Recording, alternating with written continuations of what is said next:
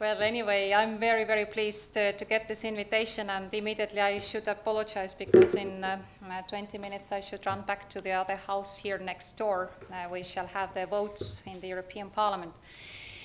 But also I must say I was very much positively surprised to be invited in this room, because I used to work 7 years in this room. This was our group meeting room, the group of European Liberals and Democrats in the Council of Europe Parliamentary Assembly, what Mark also mentioned. And I used to be 3 years the leader of that political group, and exactly that was our meeting room here. And normally I was, if I was just a simple member, then I was sitting just behind you on this first row. So, but anyway, back to the topic. Yes, human rights in Russia. In the European Parliament last 5 years, I was working as the spokesperson of my current political group, which is also the European Liberal and Democratic Group, as a spokesperson on the EU-Russia relations. And after this 5 years job, I must say that on the one hand, I'm very sad because all the bilateral relations between EU and Russia, they turned worse and worse, and we unfortunately don't have any good positive results to put on the table. There is no bilateral comprehensive cooperation treaty signed between EU and Russia. There is no comprehensive results on the energy security policy. And of course, most sad thing is, of course, that in last 5 years, the development or misdevelopment in the field of democracy, the democratic principles were thrown down. There were no free and fair elections in Russia. Neither the parliamentary or the presidential elections, they failed to carry them free and fair. The violation of human rights has grown during this last 5 years enormously. The rule of law is not existing in this country anymore, and of course the political opposition is also we can already say today it's almost non-existing. The small political parties, what they still have, they don't have any chance to go through the elections and to be elected. And some political leaders like Boris Nemtsov has even escaped from Russia. He lives in Israel for a while.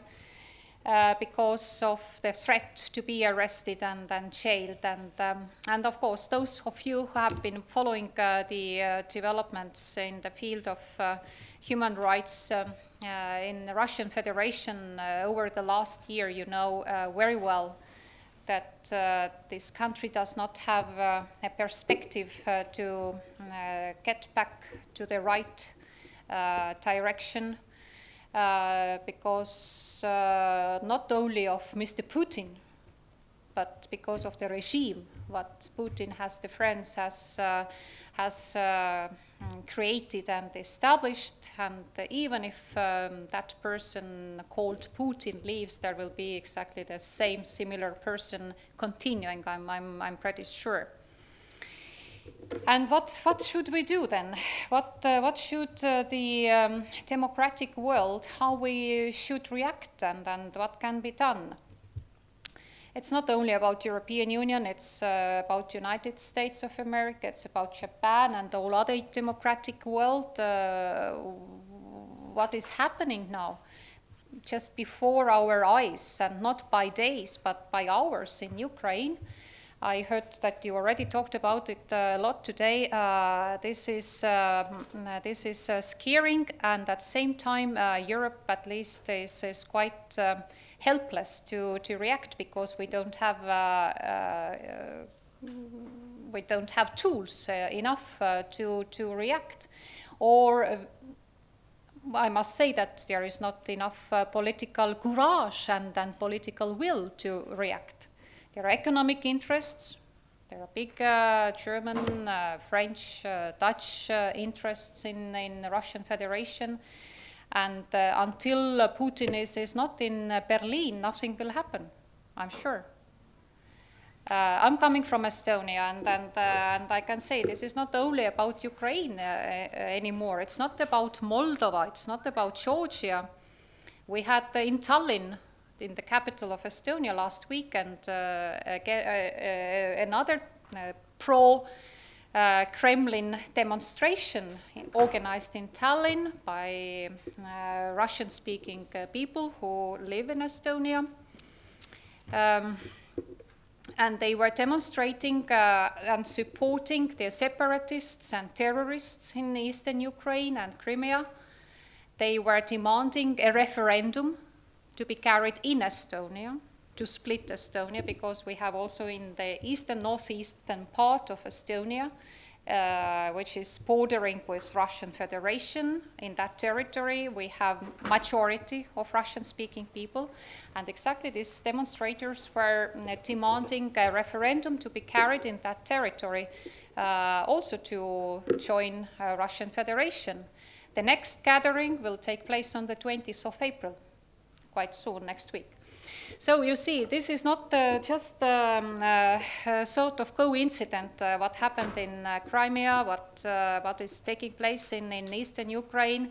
Russia has moved their troops closer to Estonian and Lithuanian border, near to the Kaliningrad region, and also to Leningrad Oblast, which is the region around St. Petersburg city, which is close to Estonian border. St. Petersburg, by the way, is from Estonian border only 160 kilometers. So, and that means also the military power balance is now changing in this Ukrainian context. Of course, what NATO can do and is doing now, as long as Estonia, fortunately, is member of NATO, and Latvia and Lithuania too, and Poland, and other Eastern and Central European countries were member of NATO. So now NATO, which did not plan to move their bases to Baltic states when we joined NATO in 2004, now we are doing this. We are now receiving the NATO troops on our territory, which means also the military power balance is going to be changed in Europe, and this new security situation will probably last very, very long. And well, what can be done? Of course, this so far the individual sanctions which were adopted by the European Union and by the United States of America, they are now, of course, touching this very close company which is surrounding Putin and Kremlin. They cannot do their businesses anymore in Finland or in France and anywhere in Europe, but they cannot travel to these countries. These are very good sanctions, but they are not really enough strong. And but in my view, what should be done further, at least minimum what President Obama should say, at least say, that he's ready to give troops to Ukraine, which would be as a political message. And secondly, I still believe that the economic sanctions on Russia will make sense.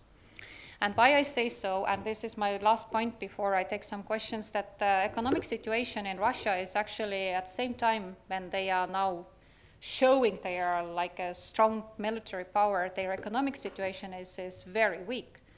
It's that the last prognosis, which was done, by the way, by Russian National Bank themselves, was the economic growth was around 1% only. And that is not definitely enough to keep this country going economically stronger. And therefore also some analysts say that Putin simply needs that crisis to take people behind, to take Russian people behind his shoulders, to get to remain as a president in office, and then to get the support from people using this massive propaganda and creating a sort of enemy in the West, and what this Ukrainian government is called, of course, in Russian media, a fascist government supported by European Union, supported by West, and this daily-based brainwash in Russia through this Kremlin-controlled mass media is very much encouraging Russian people. It's not only the ordinary, simple people, a lot of intellectuals as well, people in science, people in culture. They feel that they're strong, their Держава is going to be restored. The big power of Russia will be restored thanks to Putin. And all this situation, of course, with this propaganda is a little bit questionable in connection with the strong economic sanctions against Russia, because as soon these big sanctions, let's say the cut of gas, will be implemented, immediately Putin can deliver another big propaganda and even more, you know, to hype up the Russian people against West and say, you see what now Europe or America is doing with our economy. They are destroying our economy. They are our enemies. So the situation, the question, what can we do? What should be the response is a very difficult question. Today we had, I'm also chairing last 5 years in my political group, the so-called working group on Russia. And today we had another meeting. And one of my Dutch colleagues said suddenly, listen, I know what we should do. We must take Kaliningrad to react. But of course it was like an interesting idea, but yes, there is no good answer on this question. What is the best stand which will make sense? So I'm ready for a couple of questions. Thank you.